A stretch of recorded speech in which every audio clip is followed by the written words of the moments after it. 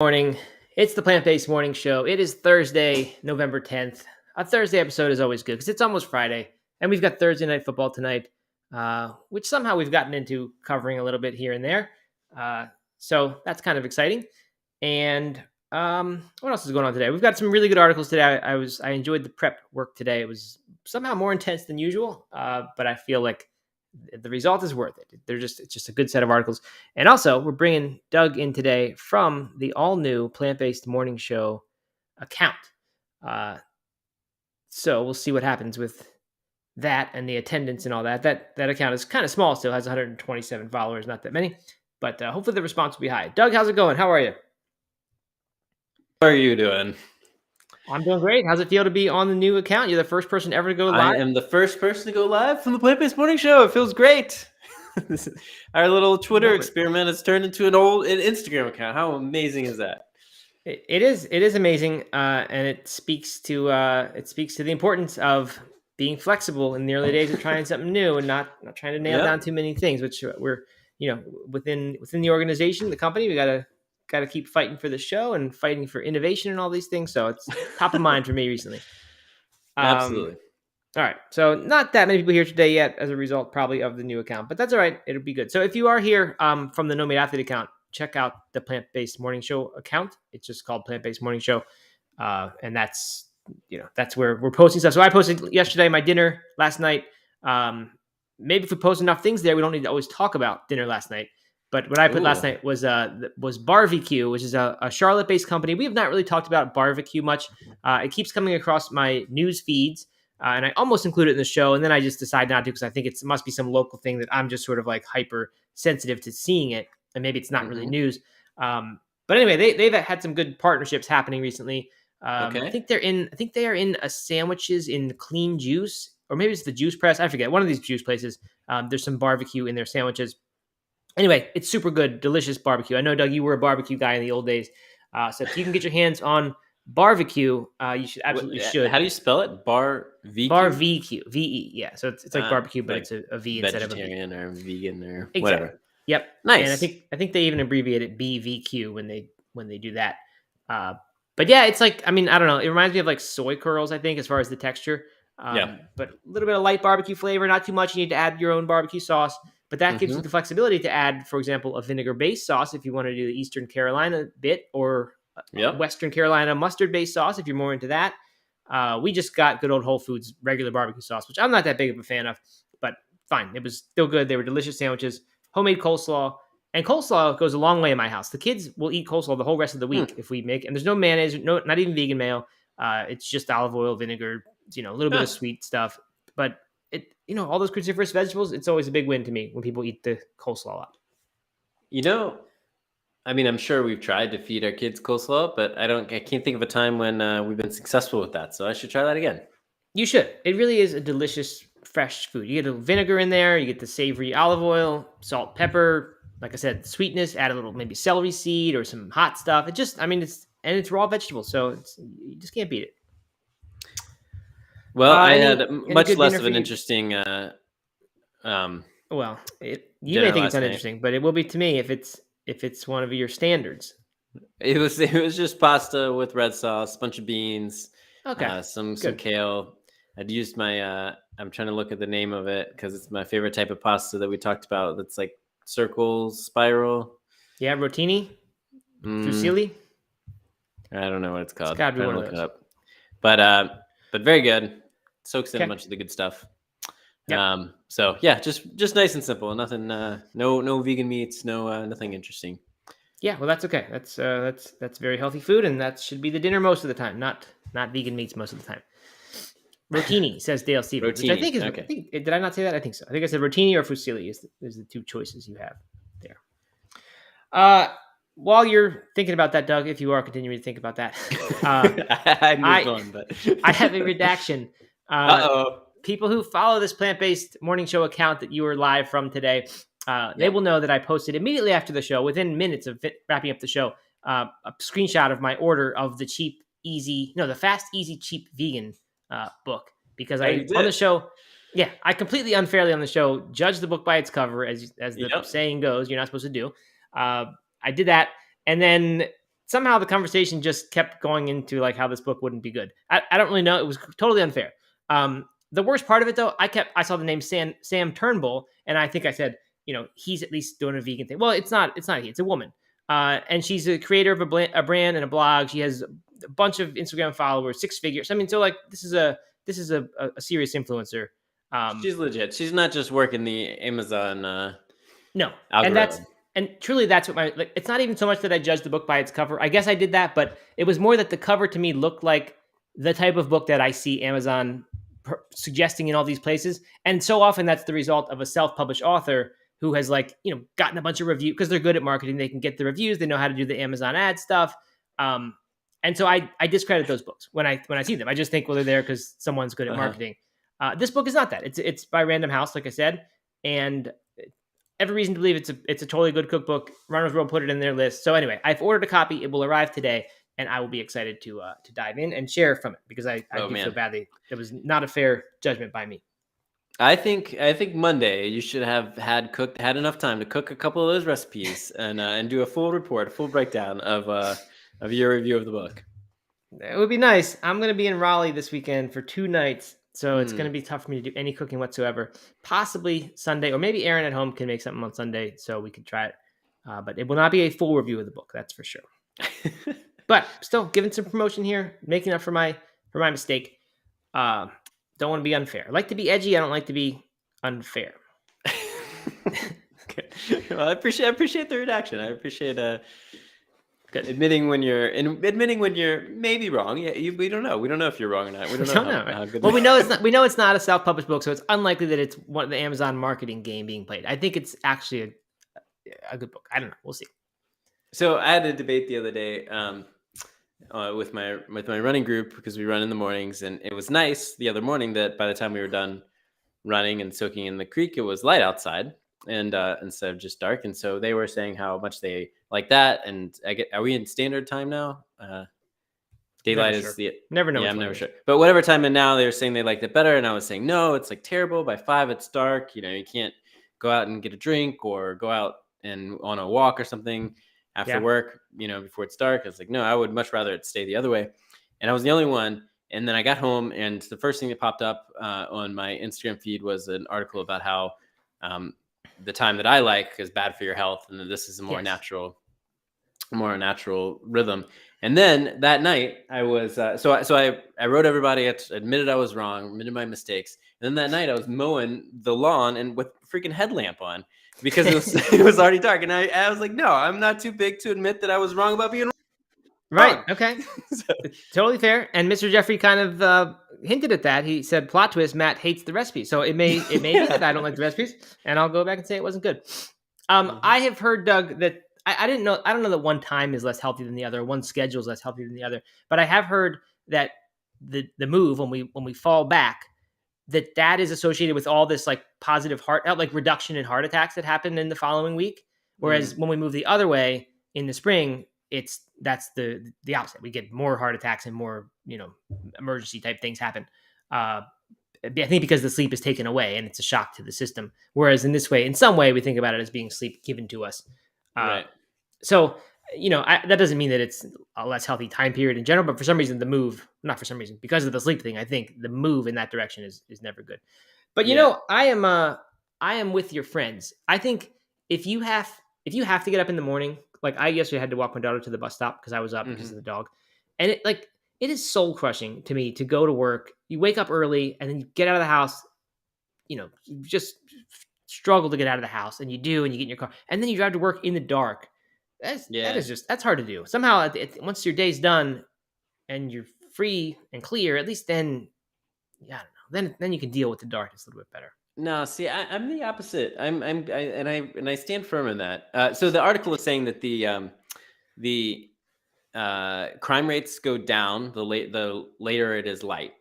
Like the lighter, the later it is. Oh, okay. The crime rates go down, and so that's a positive. Do crime in the morning; they do it more in the night. More at night, I guess. Yep. But that people get more sleep and better sleep when they're synced, when they're waking up with the sun or something like that, or feel more alert or something. I don't know. So it was basically, It was talking about the health benefits of this time and the kind of social benefits of the other one. And I'm all for the social benefits, honestly, not the crime thing, but like I like being awake during the sunrise. I like watching the sunrise. So if it's a little bit later in the day, that sunrise, then I'm okay with that. And I don't mind waking up in the dark if I get to kind of be a part of the world waking up.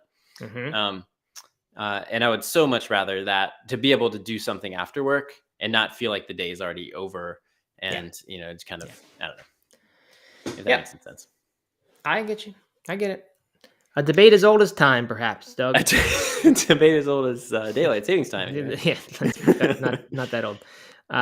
People are saying we should not have this daylight savings time, and I think they're right. I think that's the general consensus recently, is that it is not a good thing at all.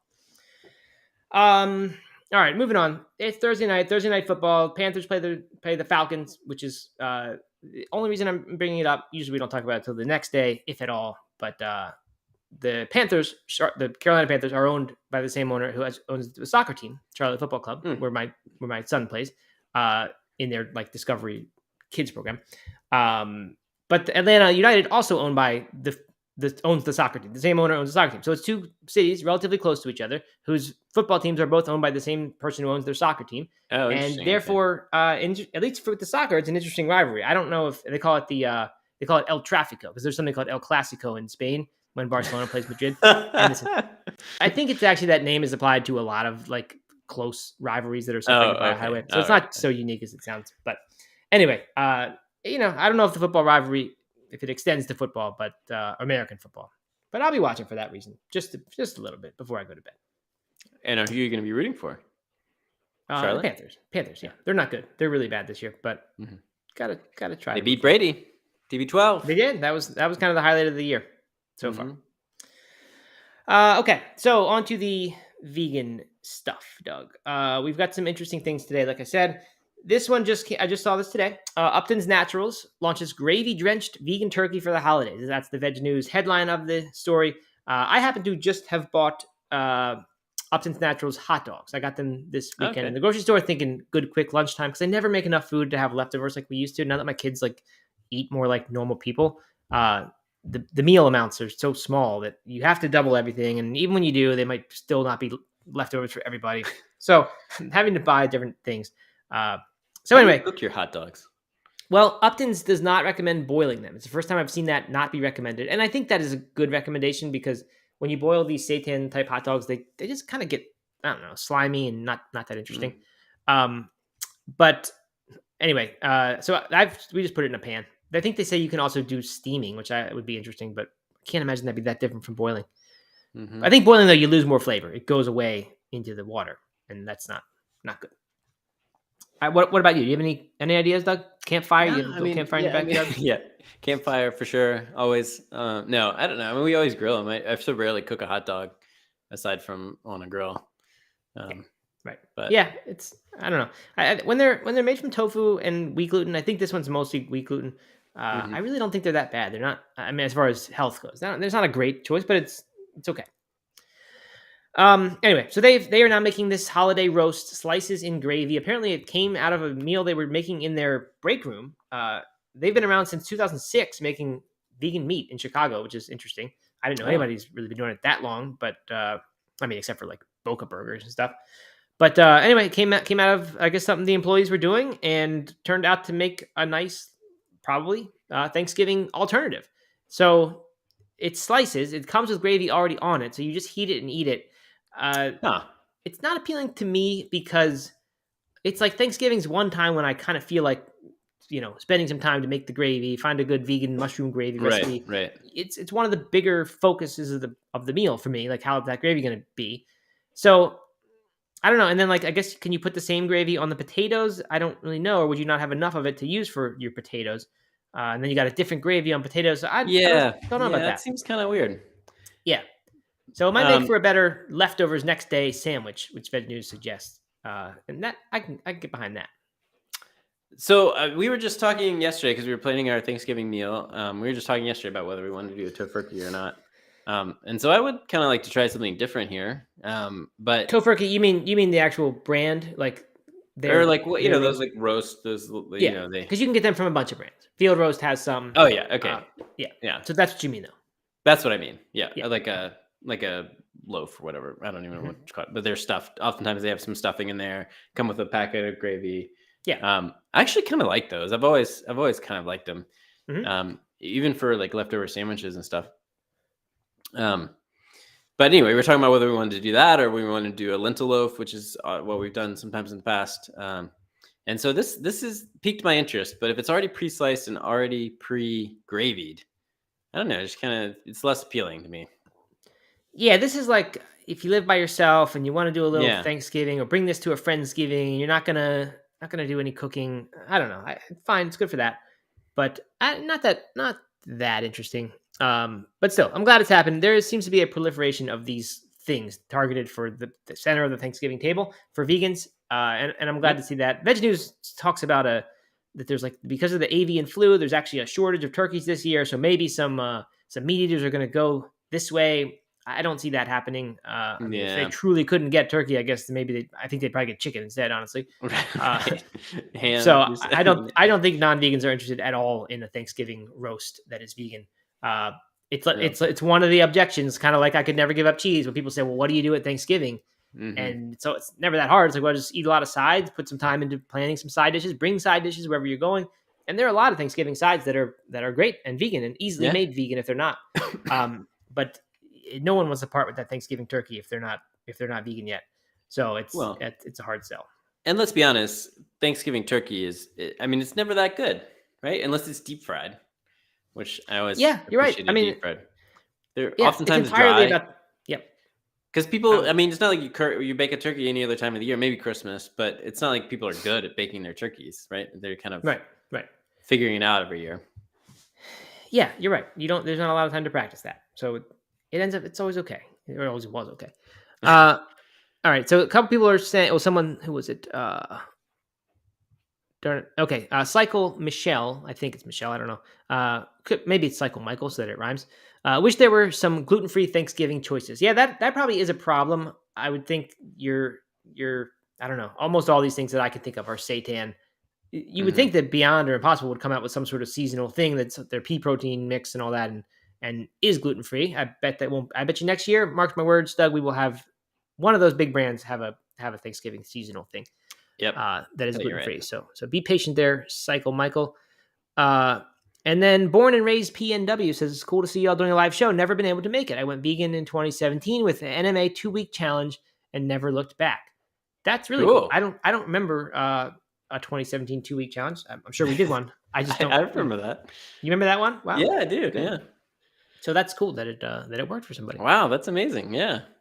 Yeah. Very cool. By the way, if you are here live and you can't often make it live, you should listen to the podcast. It's at Plant-Based Morning Show, anywhere you listen to podcasts.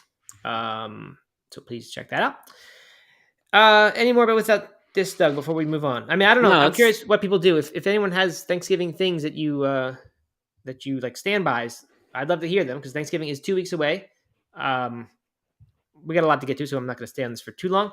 But you always got to figure it out. And I've enjoyed those holiday roasts. Like I said, it's not like my favorite part of the plate. I like all the sides, but it's really nice to have the center part of the plate be a pretty easy, like, you have to thaw it ahead of time, but otherwise it goes in the oven. I think the field roast one we got last year, I think it's just called a holiday roast.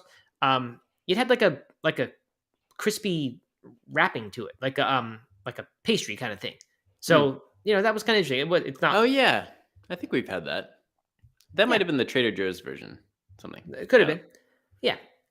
So it's sort of festive, and it has the stuffing stuff inside, some cranberries or whatever. I don't know. Yeah. But yeah, they're all right. They're not bad. Different. Okay. Well, we can come back if people chime in with what they eat.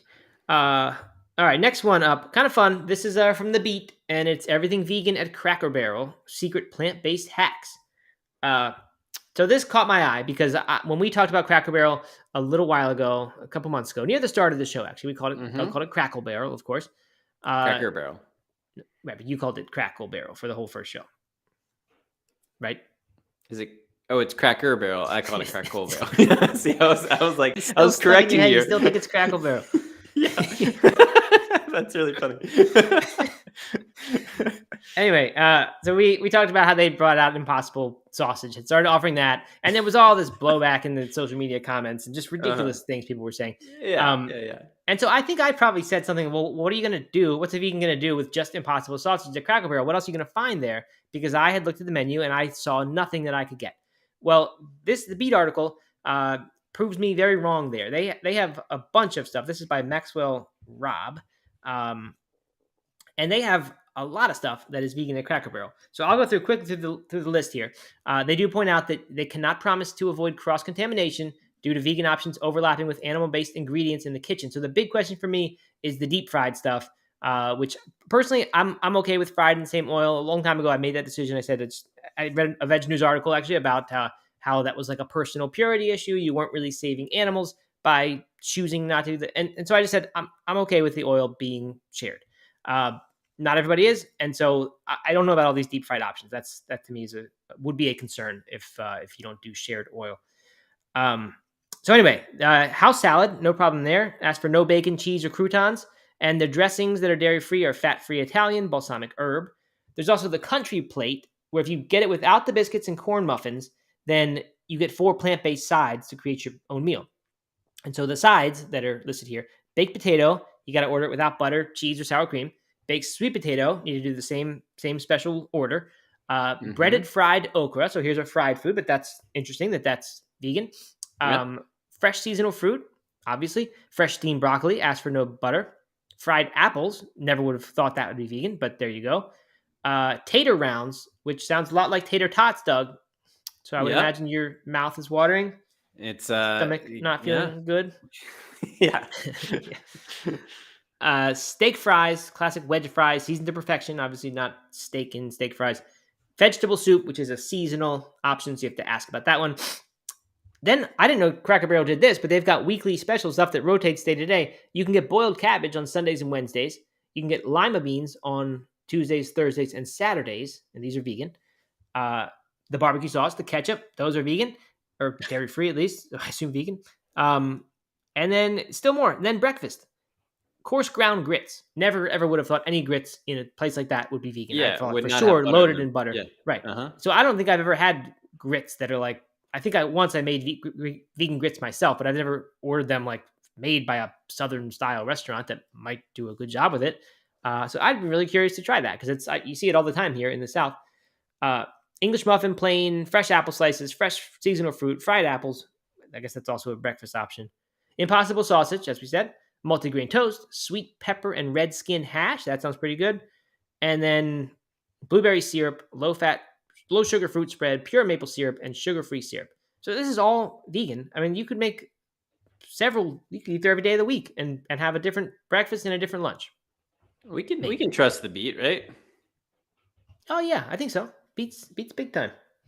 What, you don't believe that these are just like you said? I'm really surprised that the grits don't automatically have butter in them, or the English muffin wouldn't have some sort of, I don't know, egg in it or something. Yeah, but I'm with you. I think we can trust the Beat though.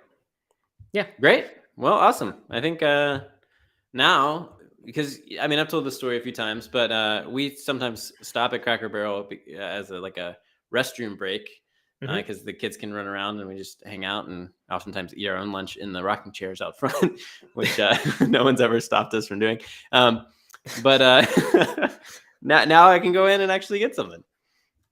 Yeah, I mean it'd be kind of fun if you were on a road trip to like stop and say, "Hey kids, we're getting breakfast today, and we're gonna go get all this stuff." That'd be pretty good. So I might do that one day.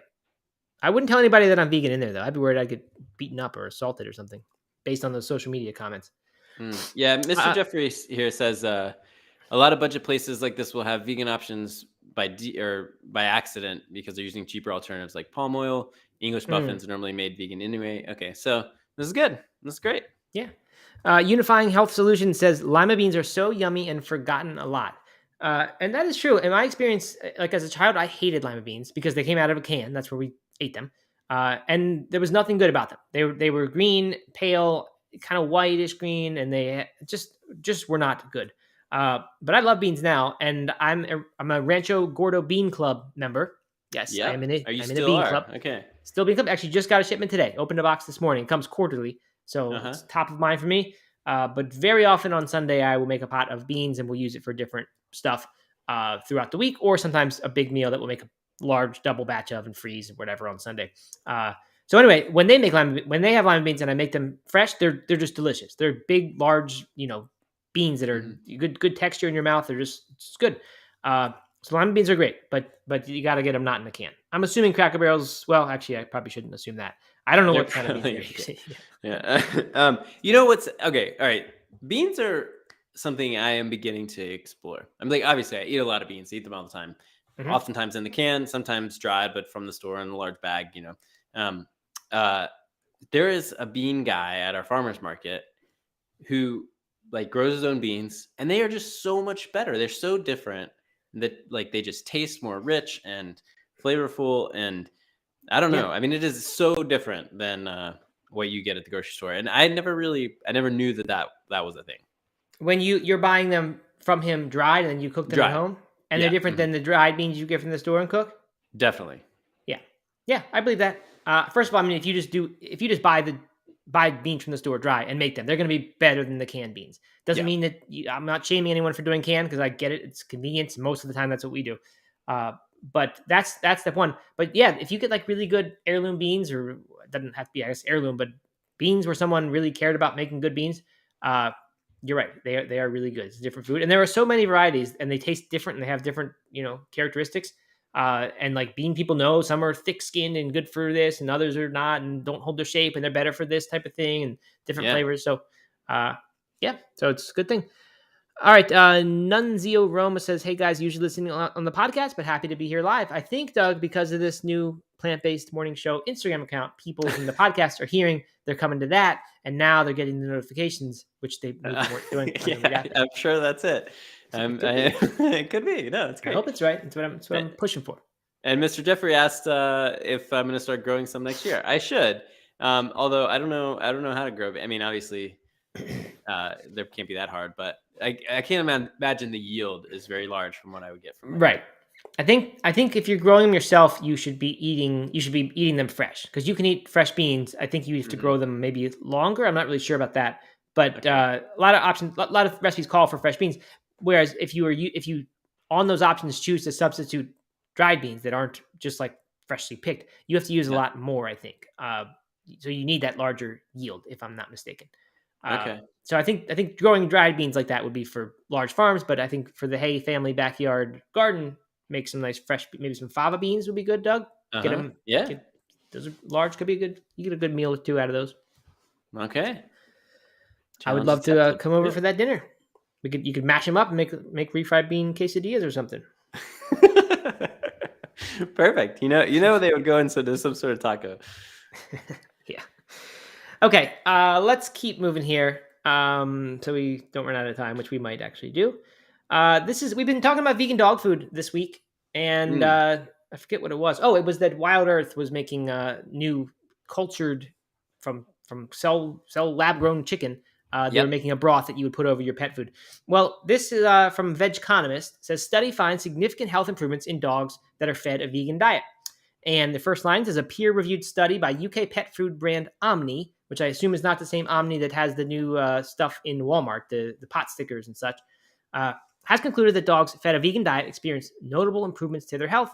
They go on, this is dogs who have been 3 to 6 months after switching their pet to Omni's plant-based food. So again, the Omni mentioned. And significant improvements, statistically significant improvements in anxiety, activity levels, glossiness of coat, dandruff, redness of the skin, itchiness, stool consistency, frequency of stools. I don't know if more or less is better there, but I was wondering about that too. And if you're the one cleaning it up or not, I guess. And flatus, which I guess is like flatulence, it means passing gas. So that's kind of cool. On the surface, to me, my first thought was like, well, is that really their health getting better? Those are just these random things. But dogs, they don't know to not completely chew their skin off when it's itching them and bothers them like humans do. So if you can fix an itchiness problem in a dog or a dandruff problem, like that's a huge win potentially for the dog owner and the dog. And by the way, they call the dog owners guardians in these study, which I appreciate that. I like that. It's like kind of a vegan term saying we don't own them. And I like thinking of myself as a guardian of anything. I've never really been a guardian. But here I am as one right now. You're a guardian of the No Meat Athlete galaxy. Yeah, I suppose. So anyway, that's. I think it's a cool thing. The big thing is we have to acknowledge it is peer reviewed, but it's done by Omni, and they even used Omni in the test. There's a Veg News article, same thing came out today or maybe yesterday. Their headline is GI issues drop 90%, dandruff 77% in vegan dogs, study shows. So they give a lot more details. They talk about what percentages these things, which is useful and good. And they mention Omni throughout. They mentioned that the dog food used in the test was Omni. But Veg News never says that Omni made the study happen. Yeah. I mean, I don't know. We call it Veg News a lot. You got to do better here, Veg News, and let people know that Omni did this, because people take it to someone else and try to make a point, and then that person looks at the study, they scroll down, they see at the bottom conflict of interest. The consultant done here who did this is the person who did the study is a consultant for Omni, and then we look silly when we take this somewhere else and try to make a point, because we're like, oh, I didn't know that. I figured my news source would have told me that, but they didn't. So I like Veg News for a lot of things, but I don't like when it's a sales pitch, and that borders on that to me. Yeah. I mean, but honestly, the article is better if they just added that in there. It's a right, definitely. It's a great article. You just gotta acknowledge that. Yep. Yeah, I don't know. I think this is cool. I think it continues to. It seems like we've talked about dog food a lot over the last month and a half, and I think it just continues to show that the perception that dogs need to eat animal products is just incorrect, and that that there's a better ways to feed an animal. They are like people in that they are omnivores and have evolved through time to be good on a lot of diets. Whether there's meat there or not, they can survive as long as they're getting the nutrient needs met. Robbie from Plant Based News was here. It said that I think that they're not wolves, right? Like people assume, well, wolves are carnivores. Right. Dogs aren't. They're domesticated. It's a different breed, and it is a different, I guess, species now. And over time, with selective breeding, which humans have done, we've created these animals that don't need to eat meat, right? Because that's not the only food they got.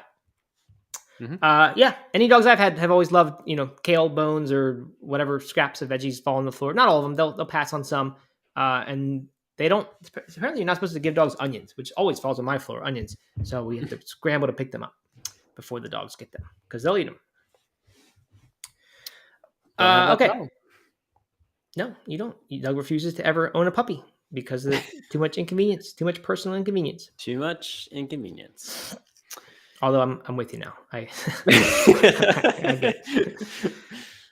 All right. So let's see. We got time for this last bit. All right. There's an article in Daily Mail, which we know is good for an anti-vegan article.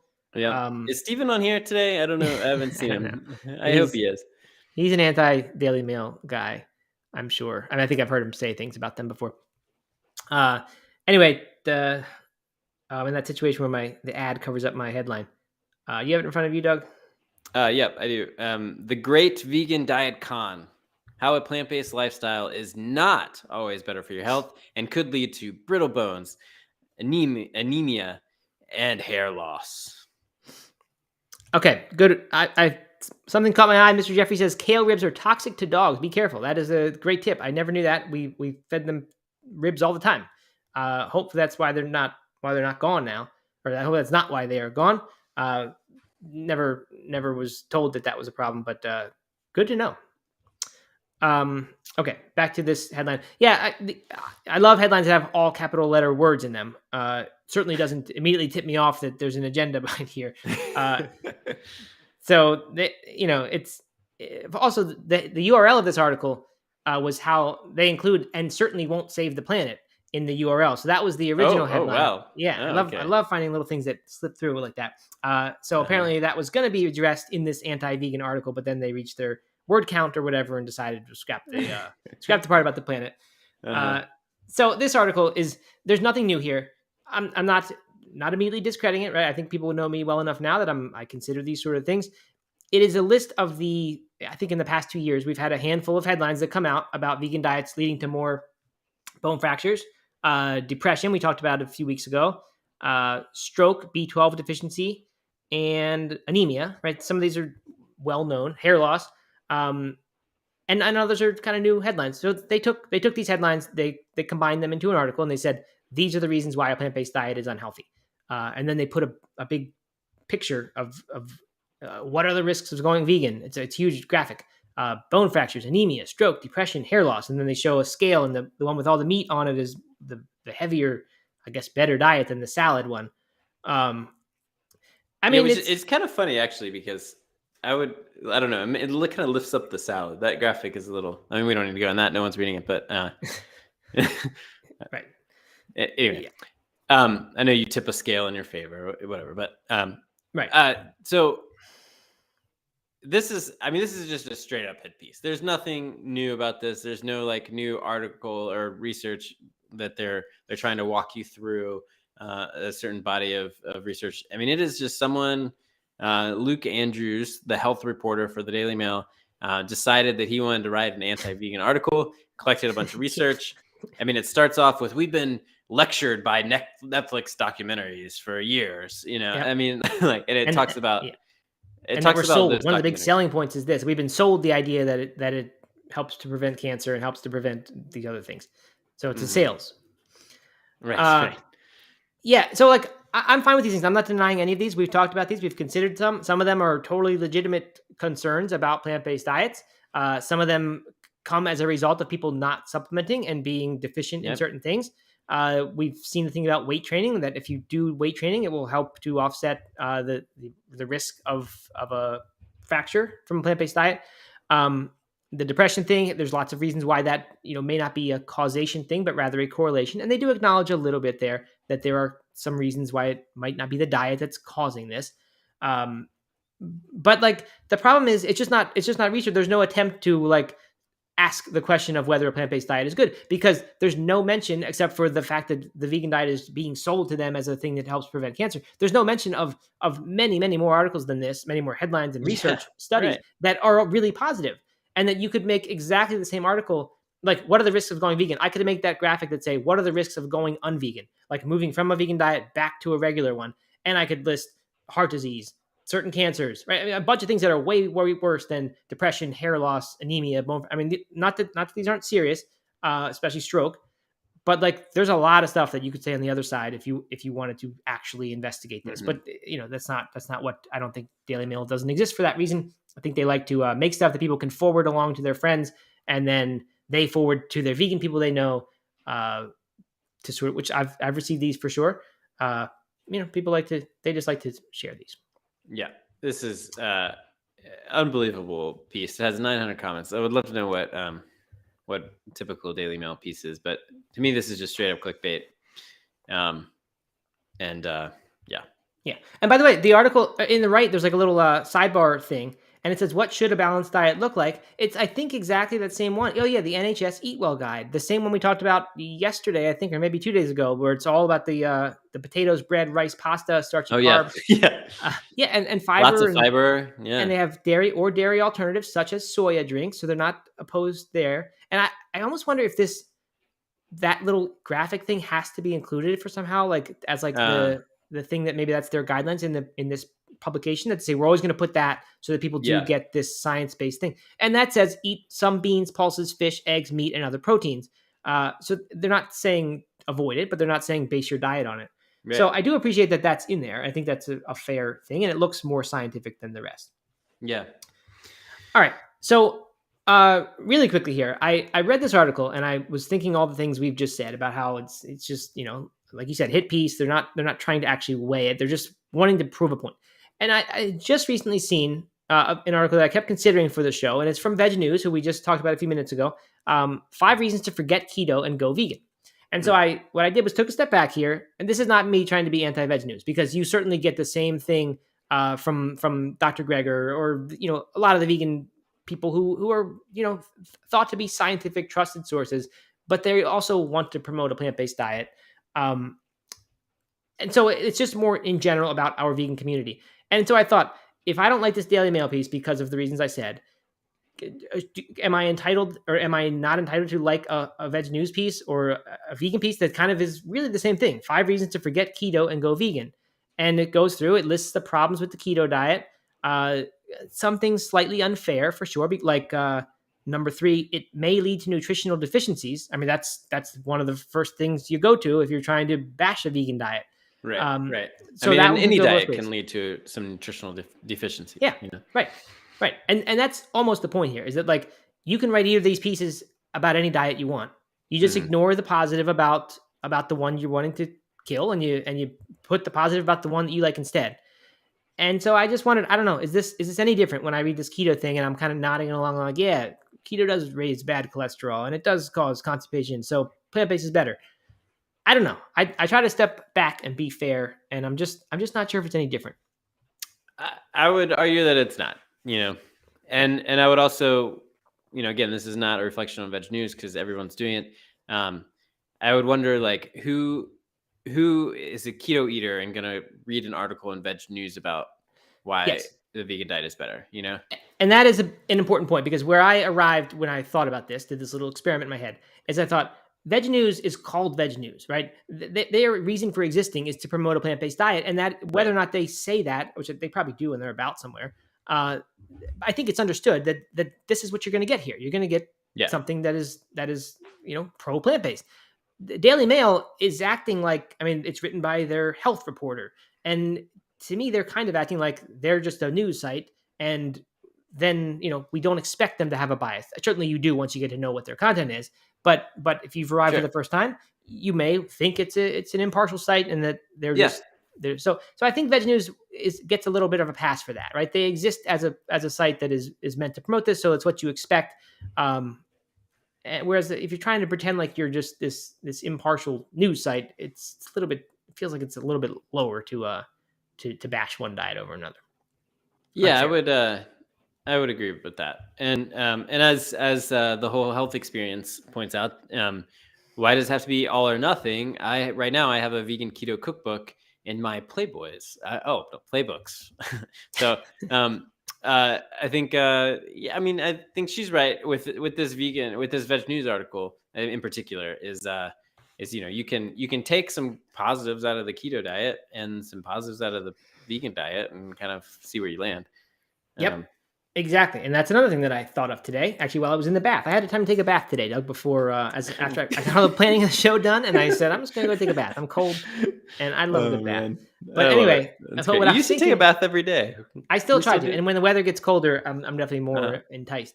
But you're a morning bather and not a evening bather? No, I'll do either. Not evening, but like morning or maybe early afternoon. Often I do it when I don't sleep well. It's like a way for me. It's like a hack that gets me to suddenly feel like I did sleep well. And I just discovered that on my own. That's not like I read. Do you like close your eyes and like? No, definitely not. I do Duolingo and I do all kinds of stuff. It's just not relaxing. So interesting. Yeah, it just feels good. I never take a bath. I never do. So I think it's good. It's a lot like the sauna. It's the same idea. You feel a little bit uncomfortably hot. You eventually do get too hot, and you got to get out. But it's just, I don't know. I just like it for that reason, and it has health benefits too, which I also didn't know about until I just came across them.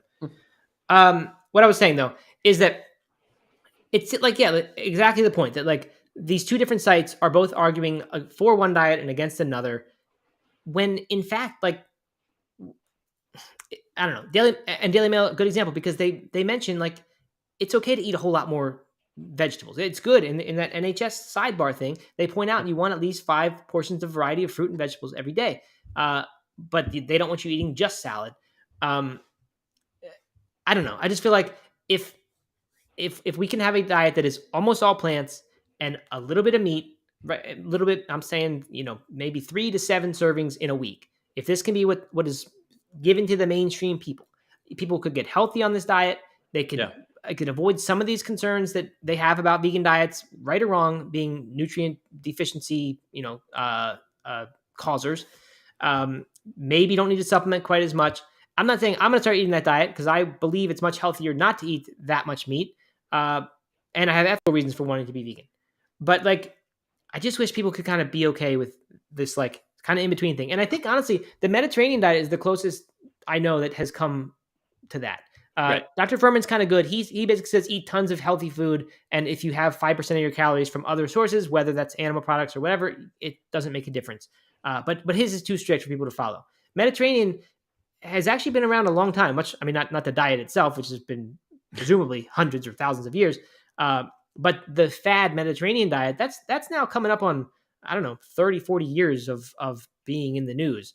And that's sticking around. So I think it's a good example of like one that it's not exciting and interesting, and it's not like so extreme like a raw vegan diet might be, where it's going to attract you because that might be the secret to weight loss that you've been missing out on. It doesn't have that appeal to it. Right. But I think as I get older and wiser, I think that's a pretty good diet, and I think it's nice that it's like it doesn't end up in these attacked sites in these things because it's not extreme enough to have all these concerns for people. So I don't know. I hope someone can make a diet like that be really exciting and tell people that it's going to be good for short term, and especially it's going to be good for long term, and that could take off. I don't know if that'll ever happen, but yeah, it'd be a good thing if it did. Yeah, I agree. All right, Mr. Jeffrey points out that you take a creek bath often, Doug. I do. That's true. Yeah. Okay. Fair enough. You don't do Duolingo in the creek, do you? I don't do Duolingo.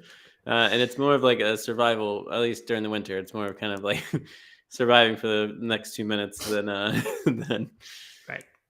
enjoyment. But it feels good. Cool. Good. Well, this was good. I enjoyed these topics today, like I said, and appreciate everyone showing up.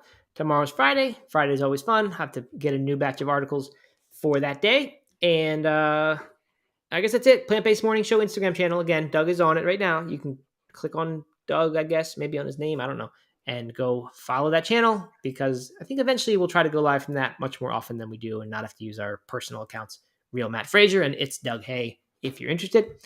Do you want to shout out some of the comments from social or from Facebook? Oh yeah, I meant to do that. That's a good point. These are good. The X-rated sites have stopped chiming in on these things. I guess they realized it wasn't working.